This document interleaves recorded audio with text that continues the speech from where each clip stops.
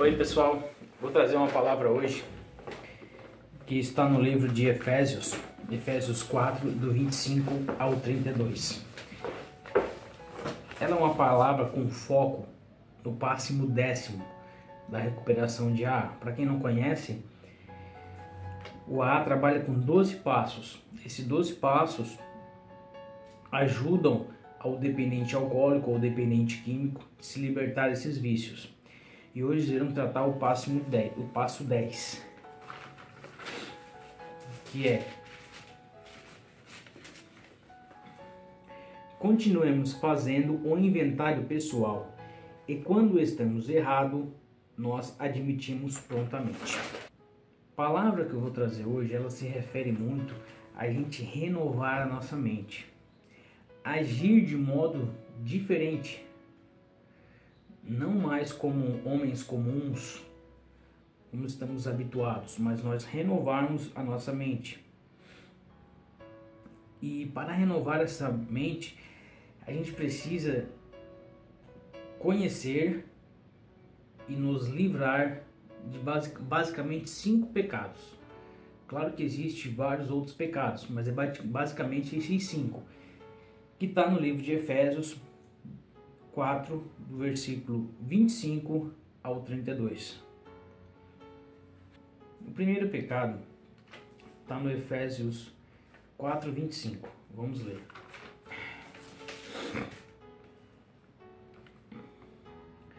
Por isso, não minta mais, que cada um diga a verdade para o seu irmão na fé, pois todos nós somos membros do corpo de Cristo.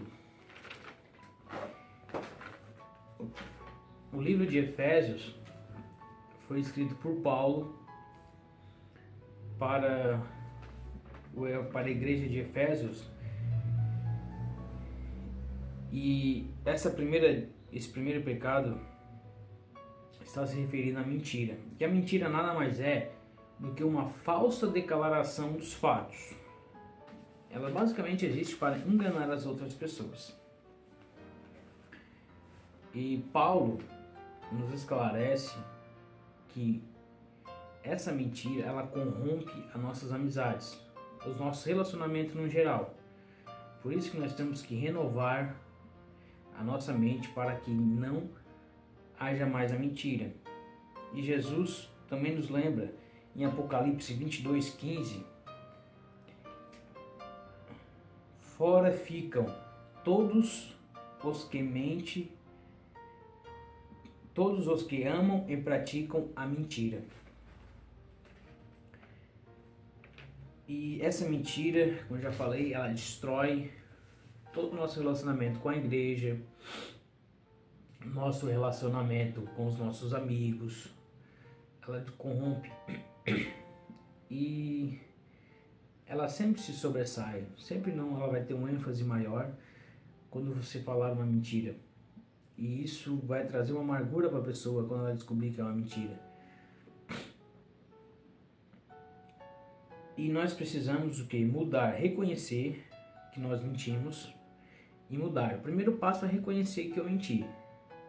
E o segundo é parar de mentir. Uma dica muito importante. E o segundo pecado, que eu acho que eu vou dar mais ênfase para ele, que eu acho que é algo rotineiro na nossa vida. A mentira também é, né? Mas ela não afeta tanto quanto a ira ou a raiva. Ela está no versículo 25, 26 e 27. Vamos ler. Se vocês ficarem com raiva, não deixem que isso faça com que pequem. E nem fique o dia inteiro com raiva. Não deem ao diabo oportunidade para tentar vocês. Paulo descreve 2 tipos de raiva, de ira, melhor dizendo. Primeiro, a justa. A justa é aquele típico exemplo de quando Moisés desceu do monte e viu o seu povo idolatrando a um bezerro. ele se irou contra o povo, se irou de tal forma, chegou a destruir o bezerro e tal, fez toda aquela história que todo mundo já conhece. O segundo exemplo que a Bíblia nos traz sobre uma ira justa é a ira de Jesus quando ele entrou no templo e avistou os comerciantes fazendo negócios ali dentro do templo. E ele expulsou todo mundo. Ele expulsou, chutou lá as barracas e tal, expulsou. Falou que ali é uma casa de Deus, não é casa para fazer negócios.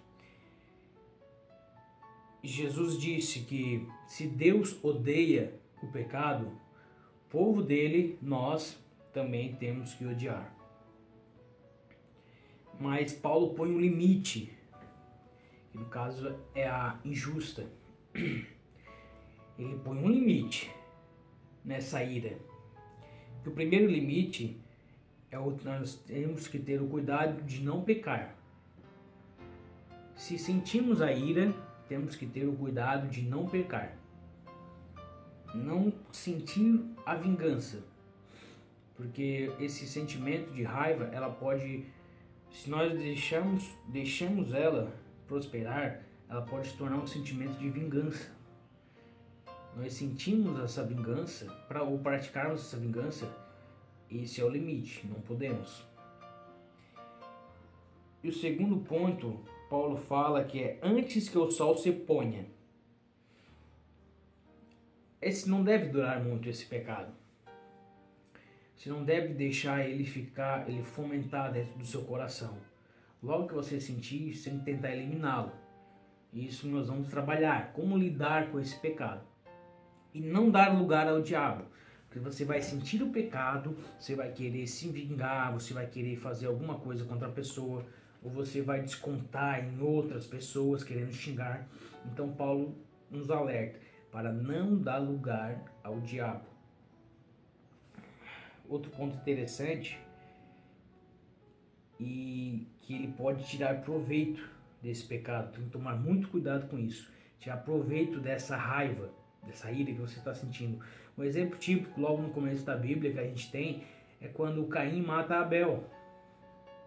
Matou Abel, seu irmão. É algo típico em que ele deixou a raiva prosperar e deu lugar ao diabo agir. Sentir raiva é algo natural da pessoa. É algo do sentimento que vocês... natural. Que vocês põem adrenalina, é uma reação normal. Mas isso pode se transformar, e aí tem que ter bastante cuidado. Esse sentimento, ele pode se transformar em um ódio. Não é pecado você sentir raiva. Mas ele pode, se você não tiver cuidado, ele vai se transformar em um ódio. E esse ódio é que está o problema. Você pode xingar uma pessoa com esse ódio, pode se transformar em sentimentos hostis para outras pessoas. Isso é totalmente abominável. E para resolver esses problemas, para lidar com essa raiva, primeiro que você tem que renovar a sua mente. Você tem que começar a agir de outros modos.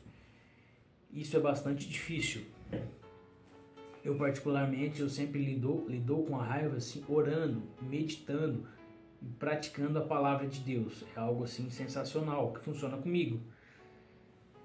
Porque cada um é de um jeito. Então você tem que orar bastante, tem que pedir a Deus como lidar com essa raiva. E tem que renovar a sua mente para que você comece a pensar de outro modo, entende? Um exemplo bem típico que acontecia comigo: alguém fez alguma coisa de errado comigo, né? Já vinha aquele sentimento de vingança, querendo me vingar, querendo me xingar, repudiar aquela ofensa, algo assim. Mas daí eu começava a pensar: poxa, por que aquela pessoa fez isso? Será que ela tem algum problema? Será que de repente tem algum problema em casa que descontar em mim? A gente tem que começar a enxergar como Deus enxerga. Colocar no lugar da outra pessoa. Não ela cometeu um pecado me ofendendo, causando raiva em mim. Por que eu vou fazer o mesmo com ela? Não tem o porquê.